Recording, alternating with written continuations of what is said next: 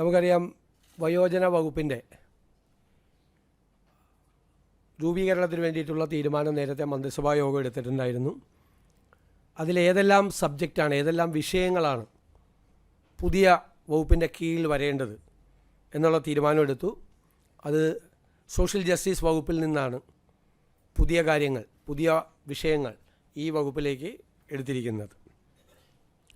അതുപോലെ നേരത്തെ director general of പ്രോസിക്യൂഷനായി നിയമിച്ചിരുന്ന ടി അസഫ് അലിക്ക് ലോകായുക്തയുടെ സ്പെഷ്യൽ അറ്റോർണിയായും കേരള സ്റ്റേറ്റ് പബ്ലിക് പ്രോസിക്യൂട്ടറായും അദ്ദേഹത്തെ നിയമിച്ചിട്ടുണ്ട്.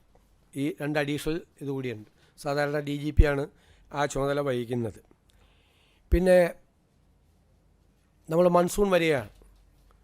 മഴക്കാലത്തിന് മുമ്പ് ചെയ്യേണ്ട കാര്യങ്ങളെക്കുറിച്ചുള്ള പണമൊക്കെ ജില്ലകളിലേക്ക് അയച്ചു കൊടുത്തിട്ടുണ്ടെങ്കിലും ബന്ധപ്പെട്ട മന്ത്രിമാരും ഉദ്യോഗസ്ഥരും ഉൾപ്പെടെ ജില്ലാ കളക്ടർമാരുടെ യോഗം ബുധനാഴ്ച രാവിലെ ഓൺലൈനായി 10 മണിക്ക് ചേരാൻ തീരുമാനിച്ചിട്ടുണ്ട്. ഇത്രയും തീരുമാനങ്ങളാണ് എടുത്തിരിക്കുന്നത്. മറ്റു കാര്യങ്ങളെല്ലാം അനൗദ്യോഗികമായി ചർച്ച ചെയ്ത കാര്യങ്ങളാണ്. ഈ തീരുമാനങ്ങളാണ് നടക്കുന്നത്. ഏറ്റവും പ്രധാനമായിട്ടൊരു അവധി ദിവസങ്ങളായതുകൊണ്ടാണ് വളരെ മുൻപ് ക്യാബിനറ്റ് കൂടി ഗവർണർക്കുള്ള പ്രസംഗത്തിൻ്റെ അംഗീകാരം കൊടുക്കാൻ വേണ്ടിയിട്ടുള്ള സ്പെഷ്യൽ ക്യാബിനറ്റായിട്ടാണ് ഇന്ന് ചേർന്നത്. അത് നമ്മൾ പരിശോധിച്ചുകൊണ്ടിരിക്കുകയാണ്. കാരണം എന്ന് വെച്ച് കഴിഞ്ഞാൽ ഒരു തീരുമാനം എടുക്കാൻ പറ്റാത്ത അവസ്ഥയിലാണ്. ഓരോ ദിവസം കൂടിക്കൊണ്ടിരിക്കുകയാണ്. അപ്പോൾ അതിൻ്റെ അകത്ത് ഒരു എമൗണ്ട് വന്നു കഴിഞ്ഞാൽ ആണ് നമുക്കതിനെ സംബന്ധിച്ച് അതിൻ്റെ ഇമ്പാക്റ്റ് എന്താണെന്ന് ഞങ്ങൾ ധനകാര്യ വകുപ്പ് സൂക്ഷ്മമായി നിരീക്ഷണം നടത്തുന്നുണ്ട്. നികുതി വരുമാനം എത്രയാണ് ഉണ്ടാകുന്നത്, സാധാരണക്കാരന് എത്ര രൂപയാണ് അതിൻ്റെ അകത്ത് ബുദ്ധിമുട്ടുണ്ടാകുന്നത് എന്ന് ഞങ്ങൾ പരിശോധിച്ചുകൊണ്ടിരിക്കുന്നുണ്ട് ഓരോ കൂട്ടലിലും. പക്ഷേ ഇത് എല്ലാ ദിവസവും വന്നുകൊണ്ടിരിക്കുകയാണ്. അതുകൊണ്ട് ഒരു കൃത്യമായ അതിനൊരു തീരുമാനം, അവസാന തീരുമാനം വന്നു കഴിഞ്ഞാൽ മാത്രമേ നമുക്കും തീരുമാനം എടുക്കാൻ പറ്റുള്ളൂ. അല്ലെങ്കിൽ നമ്മളും തീരുമാനം എല്ലാ ദിവസവും ഇതുപോലെ ഓരോ ദിവസവും ചെയ്യുന്നത് കൊണ്ട് ചെയ്യേണ്ടി വരും. അത് ഞങ്ങളുടെ പരിശോധനയിലാണ് തീർച്ചയായിട്ടും. ഞാൻ ചോദിക്കട്ടെ, എന്താണ് ആ വിവാദത്തിൻ്റെ അടിസ്ഥാനം? അദ്ദേഹം സംസ്ഥാന സർവീസിലുള്ള ആളാണ് അല്ലേ? ഓൾ ഇന്ത്യ സർവീസിലുള്ള സംസ്ഥാനത്തെ ഒരു ഉദ്യോഗസ്ഥനാണ്. എങ്ങനെയാണ് ചീഫ് ഇലക്ടറൽ ഓഫീസറെ നിയമിക്കുന്നത്? ഗവൺമെൻറ് കൊടുക്കുന്ന പാനൽ, സംസ്ഥാന ഗവൺമെൻറ് കൊടുക്കുന്ന പാനലിൽ നിന്നും ചീഫ് ഇലക്ഷൻ കമ്മീഷണർ അദ്ദേഹത്തെ നിയമിക്കും. എന്തിനാണ്? ഇലക്ഷൻ നടത്തുന്നതിന് വേണ്ടിയിട്ട്. ഇലക്ഷൻ നടത്തി കഴിഞ്ഞാൽ അതിൻ്റെ ജോലി തീർന്നു. സാധാരണ എന്താ ചെയ്യുന്നത്? അതിനുശേഷം പിന്നെ അതോടുകൂടി ഔദ്യോഗിക ജീവിതം അവസാനിപ്പിക്കുകയാണ്. ചീഫ് ഇലക്ടറൽ ഓഫീസറുടെ ഔദ്യോഗിക ജീവിതം പിറ്റേ ദിവസം റിട്ടയർ ചെയ്യുവാണ്. ഇത് എന്താണ് ഇവിടെ നടക്കുന്ന ചർച്ച? ശ്രീമതി നളിനി നെറ്റോ ചീഫ് ഇലക്ടറൽ ഓഫീസറായിരുന്നു. അതിനുശേഷം എവിടേക്കാണ് പോയത്? ഹോമിലേക്ക് പോയി അല്ലേ? പിന്നെ ചീഫ് സെക്രട്ടറി ആയി, പിന്നെ മുഖ്യമന്ത്രിയുടെ ഓഫീസിലേക്ക് വന്നു. ഇതിന് മുമ്പിരുന്ന എല്ലാവരും അവരുടെ ഔദ്യോഗിക കാര്യം കഴിഞ്ഞു കഴിഞ്ഞത്. ഇതിപ്പോൾ ചീഫ് ഇലക്ഷൻ കമ്മീഷണറെ അറിയിച്ചിട്ടുണ്ട് വേറൊരു ജോലിയിലേക്ക് ജോയിൻ ചെയ്യുകയാണെന്ന്. ബംഗാളുമായിട്ടാണ് താരതമ്യപ്പെടുത്തുന്നത്. ബംഗാളിലെ വിഷയം എന്താ? ബംഗാളിൽ തൃണമൂൽ കോൺഗ്രസും ഇന്ത്യൻ നാഷണൽ കോൺഗ്രസും CPM-ഉം ഗുരുതരമായ ആരോപണമാണ് അവിടുത്തെ ചീഫ് ഇലക്ടറൽ ഓഫീസർക്കെതിരായിട്ട് ഉന്നയിച്ചത്. എന്താ ഗുരുതരമായ ആരോപണം? വ്യാപകമായ തോതിൽ SIR-ൽ നിന്ന് വോട്ടുകൾ നീക്കം ചെയ്തു എന്നാണ് ആരോപണം. ഗുരുതരമായ ആരോപണം, രാഷ്ട്രീയ ആരോപണമായിരുന്നു. അങ്ങനത്തെ ഒരു കംപ്ലയിൻറ്റ് ഇവിടുത്തെ ചീഫ് ഇലക്ടറൽ ഓഫീസറെ കുറിച്ച് ആർക്കെങ്കിലും ഉണ്ടായിരുന്നോ? ഇപ്പോൾ പറയുന്ന BJPക്ക് ഉണ്ടായിരുന്നോ? CPM-നുണ്ടായിരുന്നോ? അദ്ദേഹത്തെ പ്രപ്പോസ് ചെയ്തത് ഗവൺമെൻറ്റാണ്, അന്നത്തെ ഗവൺമെൻറ്റാണ്. CPM നേതൃത്വം കൊടുത്ത ഗവൺമെൻറ്റാണ് അദ്ദേഹത്തെ പ്രപ്പോസ് ചെയ്തത്. അതിലെന്താ അവിടുത്തെ ഇവിടെ ആകെ കംപ്ലയിൻറ്റ് പറഞ്ഞത് പ്രതിപക്ഷ നേതാവിൻ്റെ ഓഫീസിൽ നിന്നാണ്. ചില പരാതികൾ അദ്ദേഹത്തിന്, അത് വ്യക്തിപരമായ പരാതിയല്ല, ഇലക്ഷൻ്റെ കാര്യത്തിലുള്ള ചില പരാതികൾ. അത് അദ്ദേഹം പൊളിറ്റിക്കൽ പാർട്ടികളുടെ എല്ലാം മീറ്റിംഗ് കൂടി അതെല്ലാം നമ്മുടെ ശ്രദ്ധയിൽപ്പെട്ടപ്പോഴേക്കാൾ ഏറ്റവും കൂടുതൽ കത്ത് കൊടുത്തിരിക്കുന്ന ഒരാൾ പ്രതിപക്ഷ നേതാവെന്ന നിലയിൽ ഞാനായിരുന്നു അന്ന് കൊടുത്തിരുന്നത്. വല്ലാതെ ഒരു പൊളിറ്റിക്കൽ പാർട്ടിയും അദ്ദേഹത്തിനെതിരായിട്ട് അദ്ദേഹം ഇലക്ഷൻ മാനിപ്പുലേറ്റ് ചെയ്തെന്നോ, അദ്ദേഹമാണ് ഞങ്ങളെ ജയിപ്പിച്ചത്, UDF-ന് 102 സീറ്റ് മേടിച്ച് തന്നത് ഈ രത്തൻ കേൽക്കറാണ്. എന്തൊരു തമാശയാണ് കേരളത്തിൽ നടക്കുന്നത്, എന്തൊരു തമാശയാണ്. പിണറായി ഗവൺമെൻറ് പാനൽ കൊടുത്ത അതിൽ നിന്നാണ് ചീഫ് ഇലക്ഷൻ കമ്മീഷൻ ഇദ്ദേഹത്തെ ചീഫ് ഇലക്ടറൽ ഓഫീസറാക്കിയത്. പിണറായി ഗവൺമെൻറ് അദ്ദേഹത്തെ പാനലിൽ പെടുത്തിയത് തെരഞ്ഞെടുപ്പിൽ കൃത്രിമം കാണിച്ച് UDF-ന് 102 സീറ്റ് മേടിച്ചു കൊടുക്കാനാണ്. ഇതിനേക്കാൾ വലിയ തമാശയുണ്ട് ഇതൊക്കെ ചർച്ച ചെയ്യുന്നതിന്. എനിക്ക് എല്ലാവരോടുള്ള അഭ്യർത്ഥന, കുറച്ചുകൂടി കൺസ്ട്രക്റ്റീവായിട്ടുള്ള, ക്രിയേറ്റീവായിട്ടുള്ള, നമ്മുടെ സംസ്ഥാനത്തിൻ്റെ ഭാവിക്ക് വേണ്ടിയിട്ടുള്ള വിഷയങ്ങൾ ചർച്ച ചെയ്യേ.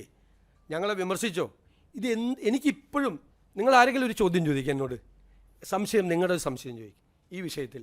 എന്ത് തെറ്റാണ് ഞങ്ങൾ ചെയ്തത്, എന്താണെന്ന് ചോദിക്കും. ആരുടെ പരാതി ഉണ്ടായിരുന്നു? ആരുടെ പരാതി? ചീഫ് ഇലക്ടറൽ ഓഫീസറുടെ പരാതി. ഇവിടെ SIRനെ കുറിച്ചൊരു കംപ്ലയിൻറ്റ് വന്നിട്ടില്ല. ഇവിടുത്തെ ഏറ്റവും വലിയ പ്രതിപക്ഷം നമ്മളല്ലേ, BJP പ്രതിപക്ഷത്ത് ഇരുന്നിരുന്നതാണ്. അവരാരെങ്കിലും ഈ ചീഫ് ഇലക്ടറൽ ഓഫീസറെ കുറിച്ചോ അദ്ദേഹത്തിൻ്റെ നടപടിക്രമങ്ങളെക്കുറിച്ചൊരു കംപ്ലയിൻറ്റ് പറഞ്ഞിട്ടുണ്ടോ? ഭരണകക്ഷി നിയമിച്ചാണ്, അന്നത്തെ ഭരണകക്ഷി പിണറായി സർക്കാരിൻ്റെ പ്രപ്പോസലാണ് ചീഫ് ഇലക്ഷൻ കമ്മീഷൻ വെച്ചിട്ട് അദ്ദേഹത്തെ അംഗീകരിച്ച്. CPM അദ്ദേഹത്തെക്കുറിച്ച് പരാതി പറഞ്ഞിട്ടുണ്ടോ? പ്രതിപക്ഷമായ ഞങ്ങളല്ലേ പറയേണ്ടത്. ഞാനാണ് ഏറ്റവും കൂടുതൽ കത്തുകൾ അദ്ദേഹത്തെ അയച്ചത്. അതെല്ലാം അല്ലല്ല, വെയിറ്റ്, ഇത് പറ ഇതല്ലേ ചോദ്യം. അപ്പോൾ അതുകൊണ്ട് ഈ ചീഫ് ഇലക്ടറൽ ഓഫീസർ ഒരിടത്ത് അതേ എഫിഷ്യൻ്റ് ആയിട്ടുള്ളൊരു ഓഫീസറാണ്. അതുകൊണ്ടാണ് ഞാൻ എൻ്റെ ഓഫീസിൽ വെച്ചത്. അദ്ദേഹം നല്ല ട്രാക്ക് റെക്കോർഡുള്ള വിവിധ വകുപ്പുകൾ അദ്ദേഹം മുഖ്യമന്ത്രിയുടെ കീഴിൽ പ്രവർത്തിച്ചിട്ടുണ്ട്. അന്നത്തെ മുഖ്യമന്ത്രിയുടെ കീഴിൽ അല്ലേ, സെക്രട്ടറി IT ആയിട്ടുണ്ട്, സെക്രട്ടറി എൻവയോൺമെൻറ്റ് ആയിട്ടുണ്ട്, secretary planning and economic affairs ആയിട്ട് മുഖ്യമന്ത്രിയായിരുന്ന പിണറായി വിജയൻ്റെ കീഴിൽ അദ്ദേഹത്തിൻ്റെ വകുപ്പിൽ പ്രവർത്തിച്ചിട്ടുണ്ട്. സെക്രട്ടറി ടാക്സസ് ആയിട്ടും GST കമ്മീഷണറായിട്ടും അന്നത്തെ ധനകാര്യമന്ത്രിയുടെ കീഴിൽ പ്രവർത്തിച്ചിട്ടുണ്ട്. ആ എക്സ്പീരിയൻസ് കൂടി വേണ്ടേ? ഞാൻ ധനകാര്യ വകുപ്പ് കൂടി കൈകാര്യം ചെയ്യുമല്ലേ. ടാക്സസ് കമ്മീഷണറും സെക്രട്ടറി ടാക്സസും ആയിരുന്നു അദ്ദേഹം. എന്തായി പറയുന്നത്? വേറെ ഇങ്ങനത്തെ തമാശകൾ ഞാൻ ഈ അടുത്ത ജയിച്ചതിന് ശേഷം ആദ്യം കേൾക്കുന്ന തമാശയാണിത്. ഭയങ്കര തമാശയാണ്, ഭയങ്കര ചർച്ച. എന്താണെന്നൊരു പിടിയിട്ടുണ്ട്. ഇത് പ്രധാനമന്ത്രിയെ കാണാൻ പോണ കാര്യം ഞാൻ നിങ്ങളോട് ഇവിടെ പറഞ്ഞിട്ട് പോവാന്ന് പറഞ്ഞു കഴിഞ്ഞാൽ ഭയങ്കര ചോദ്യം കേട്ടാ. വളരെ സീരിയസ് ആയിട്ടുള്ള ഒരു ചോദ്യമാണ്, വളരെ റെലവൻ്റ് ആയിട്ടുള്ളൊരു ചോദ്യമാണ്. അത് നമ്മൾ തന്നെ ആരോപണവും ആക്ഷേപവും ഉന്നയിച്ചിട്ടുള്ള പ്രശ്നമാണ്. ഒരുപാട് പാരിസ്ഥിതിക പ്രശ്നങ്ങൾ വന്നിട്ടുണ്ട്, ഒരുപാട് മത്സ്യത്തൊഴിലാളികൾക്ക് നഷ്ടങ്ങളുണ്ടായിട്ടുണ്ട്, നമ്മുടെ പാരിസ്ഥിതികമായിട്ട് ഒരുപാട് ആഘാതം നമ്മളെ ഏൽപ്പിച്ചിട്ടുണ്ട്.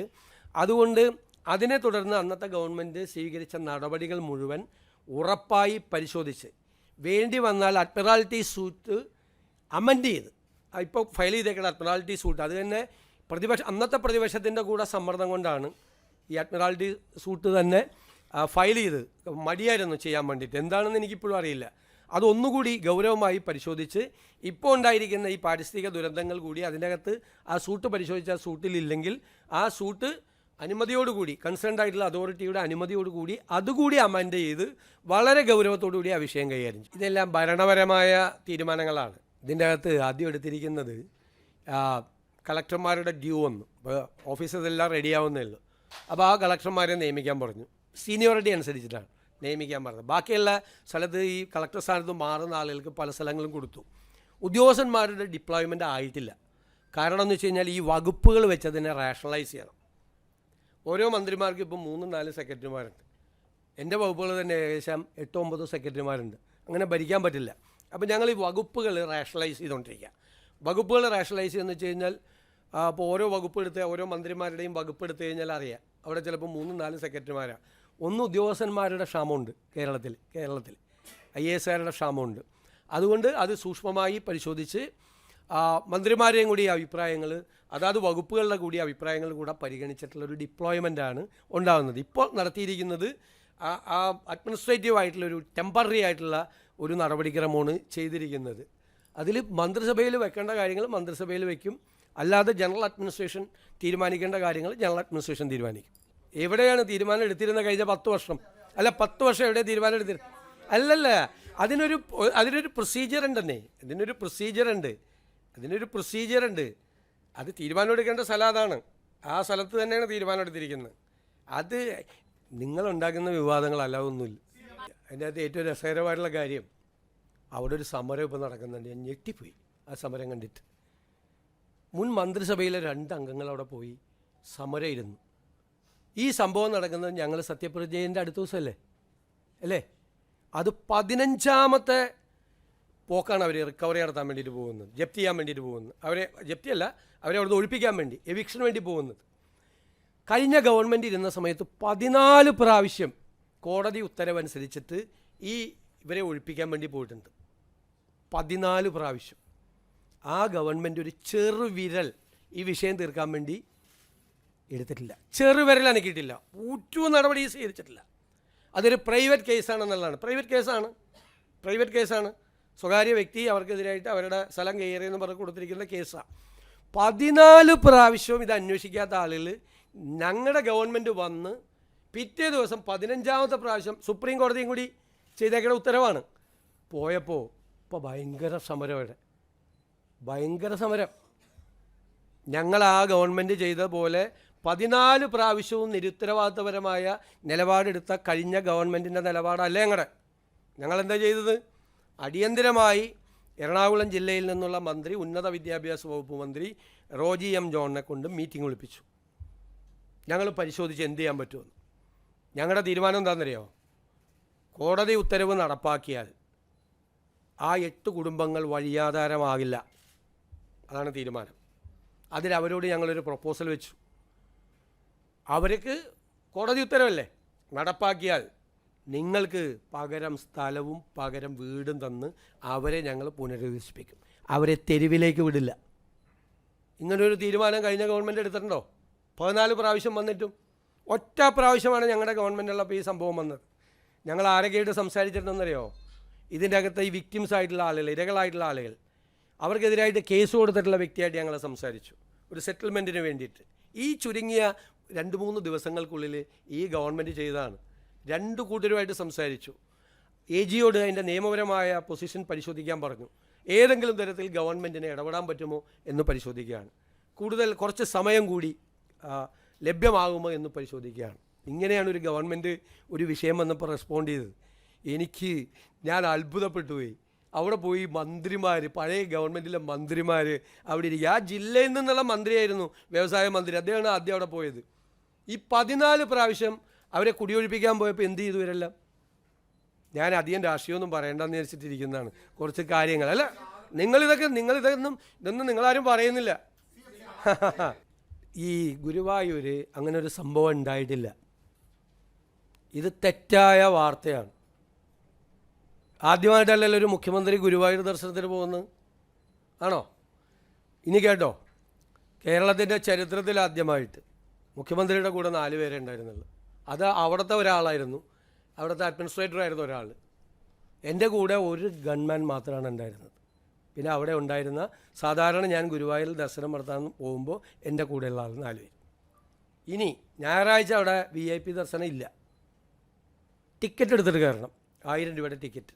ഞാൻ 1000 രൂപയുടെ ടിക്കറ്റ് എടുത്തിട്ടാണ് ദർശനം നടത്തിയത്, കേട്ടോളാം. അവിടെ ചെല്ലുമ്പോൾ ശിവേലി നടക്കുകയാണ്. ശിവേലി നടക്കുമ്പോൾ നമ്മളതിൻ്റെ മുമ്പിൽ നിന്നു. അത് കയറിക്കഴിഞ്ഞപ്പോൾ നമ്മളതിൻ്റെ മുമ്പിൽ പോയി തൊഴുതു. ഞാൻ ഉപദൈവങ്ങളെ ദർശിക്കാൻ വേണ്ടി പോയപ്പോൾ മുമ്പിൽ ഗുരുവായൂർ ദേവസ്വത്തിൻ്റെ ഒരു സെക്യൂരിറ്റി ഗാർഡ് വന്നു സ്റ്റോപ്പ് ചെയ്തെല്ലാവരും.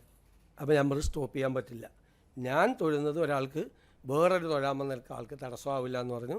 ഞാൻ അതിൻ്റെ സൈഡിൽ നിന്ന് തൊഴുകയും ആളുകൾ അതിൻ്റെ മുമ്പിലൂടെ തൊഴുത് നീങ്ങുകയും ചെയ്തു. ഇതാണ് സ്ഥിതി. ഇത് കള്ളക്കഥയാണ്, കള്ളക്കഥയാണ്.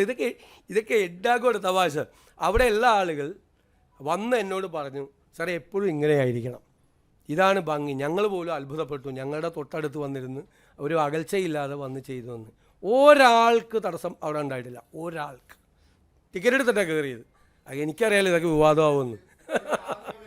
ഞാൻ അമ്പലത്തിൽ പോരുന്ന കൂടി പറയരുത് ദയവ് ചെയ്ത്. അത് SIT അന്വേഷിച്ചുകൊണ്ടിരിക്കുകയല്ലേ, ഞാൻ അതിൻ്റെ ഇടയിലേക്ക് ഇങ്ങനെ കമൻറ്റ് പറയണം. SIT അന്വേഷിച്ച് SITയുടെ റിപ്പോർട്ട് തരട്ടെ. ഇതൊക്കെ നിങ്ങൾ വന്ന വാർത്തയിൽ നമുക്ക് പ്രതികരിക്കാൻ പറ്റും. SIT ഗവൺമെൻറ് മുമ്പാകെ റിപ്പോർട്ട് തരട്ടെ. റിപ്പോർട്ട് തരുമ്പോൾ അത് പരിശോധിക്കാം. കഴിഞ്ഞ ഗവൺമെൻറ്റിൻ്റെ കാലത്തൊരു തീരുമാനമെടുത്ത് പോണ പോക്കിൽ മുനമ്പം ഞാനൊരു വാചകം പറയുന്നുണ്ടായിരുന്നു. അവിടെ 2 മതവിഭാഗങ്ങളെ ശത്രുക്കളാക്കാൻ വേണ്ടി നടത്തുന്ന ഒരു ശ്രമമാണ് അവിടെ നടന്നത്. അതിന് അന്നത്തെ സർക്കാർ കൂട്ടുനിന്നു പറഞ്ഞില്ലേ. ഇവരെല്ലാവരും അവിടെ ചെന്ന് പറഞ്ഞാൽ എന്താ, ഞങ്ങൾ നിങ്ങളെ കുടിയൊഴിപ്പിക്കില്ല അല്ലേ. ഇപ്പോൾ പോണ പോക്കിൽ വഖഫ് ബോർഡ് ചെയ്തതെന്താ? ഏത് വഖഫ് ബോർഡാണ്? ഞങ്ങൾ വെച്ചിട്ടില്ലല്ലോ വഖഫ് ബോർഡ്. കഴിഞ്ഞ ഗവൺമെൻറ്റിൻ്റെ കീഴിലുള്ള പൊളിറ്റിക്കൽ അപ്പോയിൻമെൻ്റ് ആയിട്ടുള്ള വഖഫ് ബോർഡ് പോണ പോക്കിൽ ഇത് പോർട്ടലിൽ രജിസ്റ്റർ ചെയ്തിട്ട് പോയി. ഇനി സാധാരണ വഖഫ് ലാൻഡ് രജിസ്റ്റർ ചെയ്യുന്നത് അതിൻ്റെ മുത്തവല്ലിയാണ്. ഇവിടെ വഖഫ് ബോർഡ് തന്നെ അത് പോർട്ടലിലേക്ക് പെടുത്തിയിരിക്കുകയാണ്. മനസ്സിലാക്കിക്കൊള്ളണം എന്താ അവരുടെ ഉദ്ദേശം. ഇവർ 2 കൂട്ടരും ഒരേ പാതയിൽ സഞ്ചരിക്കുന്നവരാണ് എന്ന് ഒരു രാഷ്ട്രീയ ആരോപണം ഞാൻ പ്രതിപക്ഷ നേതാവെന്ന നിലയിൽ ഉന്നയിച്ചിട്ടുണ്ടായിരുന്നു. അതിന് അടിവരയിടുന്ന നടപടിയാണ് പോണ പോക്കി ചെയ്തത്. ശരിക്കും ഈ വഖഫ് ഭൂമിയാണ് എന്ന് എസ്റ്റാബ്ലിഷ് ചെയ്താൽ ഇവർ എൻക്രോച്ചേഴ്സാണ് അല്ലേ, ഇവർ കയ്യേറ്റക്കാരാണ് അല്ലേ. പിന്നെ അവരെ ഒഴിപ്പിക്കാൻ കോടതിക്കും പാടായിരിക്കും, ഗവൺമെൻറ്റിനും പാടായിരിക്കും. അപ്പോൾ വരാൻ പോകുന്ന ഗവൺമെൻറ്റിന് ഒരു 8ൻ്റെ പണി കൊടുത്തിട്ടാണ് ഇവരങ്ങ് പോയത്, വഖഫ് ബോർഡ് പോയത്. എന്താണ് പൊളിറ്റിക്കൽ അപ്പോയിൻമെൻ്റ് ആയിട്ടില്ല ആ വഖഫ് ബോർഡ് പോണ പോക്കിൽ ഇപ്പം എന്താണ് തീരുമാനം? വരാൻ പോകുന്ന ഗവൺമെൻറ്റിന് അതിൻ്റെ തീരുമാനം എടുക്കാനുള്ള അനുമതി കൊടുക്കണ്ടേ? പക്ഷേ ഞങ്ങൾ അതിനെ നിയമപരമായി നേരിടും, നിയമപരമായി തീരുമാനമെടുക്കും. അപ്പോൾ 10 മിനിറ്റ് കൊണ്ട് തീരുമാനം എടുക്കാതിരിക്കാൻ വേണ്ടിയിട്ടാണ് ഈ ചെയ്തത്. 10 മിനിറ്റ് കൊണ്ട് തീരുമാനം എടുക്കാൻ പറ്റാവുന്നൊരു കാര്യം ആ 10 മിനിറ്റ് കൊണ്ട് തീരുമാനം എടുപ്പിക്കാതിരിക്കാൻ വേണ്ടി മനഃപൂർവ്വമായി രാഷ്ട്രീയമായി ചെയ്തതാണ്. ജനങ്ങളോട് അവർ പറയണം, മറുപടി പറയണം, എന്തിനാണത് പോർട്ടലിൽ പെടുത്തിയതെന്ന്. പക്ഷെ ഞങ്ങളതിനെ നിയമപരമായി അപ്പം തന്നെ അത് പരിശോധിച്ചിട്ടുണ്ട്. അതിനെ നിയമപരമായി നേരിടാനുള്ള നടപടികൾ ഞങ്ങൾ സ്വീകരിക്കും. ഒരു കാര്യം, അവിടെ നിന്ന് അവരെ കുടിയൊഴിപ്പിക്കുന്ന പ്രശ്നമില്ല. അതിൻ്റെ നിയമപരമായ എല്ലാ തടസ്സങ്ങളും നമ്മൾ 10 മിനിറ്റ് എന്ന് പറഞ്ഞതിന് ശേഷം ഈ വഖഫ് ബോർഡ് ഉണ്ടാക്കിയ നിയമപരമായ പ്രശ്നങ്ങളാണ്. മനസ്സിലായ? വഖഫ് ട്രൈബ്യൂണലിനെ കൊണ്ട് പോലും തീരുമാനം, വഖഫ് ട്രൈബ്യൂണലിലെ തീരുമാനം പോലും വഖഫ് ബോർഡ് പോയി സ്റ്റേ ചെയ്യിപ്പിച്ചു. അറിയാലോ എന്തായിരുന്നു ആ ഗവൺമെൻറ്റിൻ്റെ സ്റ്റാൻഡ് ഇക്കാര്യത്തിൽ? ഇവരെ മതപരമായി ഭിന്നിപ്പുണ്ടാക്കാനുള്ള സംഘപരിവാറിൻ്റെ അതേ അജണ്ട അതിന് കൊട പിടിച്ചു കൊടുക്കുകയാണ് CPM നേതൃത്വം വഹിക്കുന്ന ഗവൺമെൻറ് ചെയ്തത്. ക്ലിയർ ആയല്ലോ? ഇപ്പോൾ ഇല്ല, കഴിഞ്ഞ തീരുമാനം എടുത്തിട്ടില്ല. നമ്മളിപ്പോൾ ഒരു പോളിസിയൊക്കെ നമ്മൾ ഡിക്ലെയർ ചെയ്യാൻ പോകണല്ലോ. നമ്മൾ ഭൂമി പ്രശ്നങ്ങളിൽ ഒക്കെയുള്ള നമ്മൾ തന്നെ നമ്മുടെ മാനിഫെസ്റ്റോയിൽ തന്നെ ലാൻഡ് റീഫോംസ് ആക്ട് എല്ലാം നമ്മൾ അമെൻഡ് ചെയ്യുമെന്ന് പറയുന്നുണ്ട്. വലിയ മേജറായിട്ടുള്ള അമെൻമെൻറ്റ്സ് വരുവാണ്. ഭൂനിയമങ്ങളിൽ വലിയ ജനങ്ങളെ ബുദ്ധിമുട്ടിക്കാതിരിക്കാൻ വേണ്ടിയിട്ട്, അവരുടെ പ്രശ്നങ്ങൾ ലഘൂകരിക്കാൻ, അതിന് പരിഹാരം ഉണ്ടാക്കാൻ വേണ്ടി ഇടുക്കിയിലൊക്കെ വലിയ ഗൗരവമേറിയ ഭൂപ്രശ്നങ്ങളാണുള്ളത്. അപ്പോൾ ഭൂനിയമങ്ങളിൽ ഞങ്ങൾ നന്നായി സ്റ്റഡി ചെയ്ത് വളരെ പെട്ടെന്ന് തന്നെ ആ ഭൂനിയമങ്ങളിൽ ആവശ്യമായ മാറ്റങ്ങൾ വരുത്തും. നെല്ല് സംഭരണത്തിൻ്റെ ഇപ്പോൾ മിനിസ്റ്റേഴ്സിൻ്റെ യോഗം കൂടി അവരുടെ റിപ്പോർട്ട് തന്നിട്ടുണ്ട്. അത് പരിഗണിച്ച് എത്രയും പെട്ടെന്ന് തീരുമാനങ്ങൾ എടുക്കും. ധനകാര്യ വകുപ്പ് വരുമാനം വർദ്ധിപ്പിക്കാൻ വേണ്ടിയിട്ടുള്ള നടപടികൾ സ്വീകരിക്കും. നികുതി വെട്ടിപ്പിനെയൊക്കെ കർശനമായി നേരിടും. നികുതി സർക്കാർ തരേണ്ട നികുതി ആരെങ്കിലും തരാതിരുന്ന ആരായാലും അതിനൊന്നും ഒരു വിട്ടുവീഴ്ചയും ഉണ്ടാവില്ല. കർശനമായ നടപടികൾ സ്വീകരിക്കും.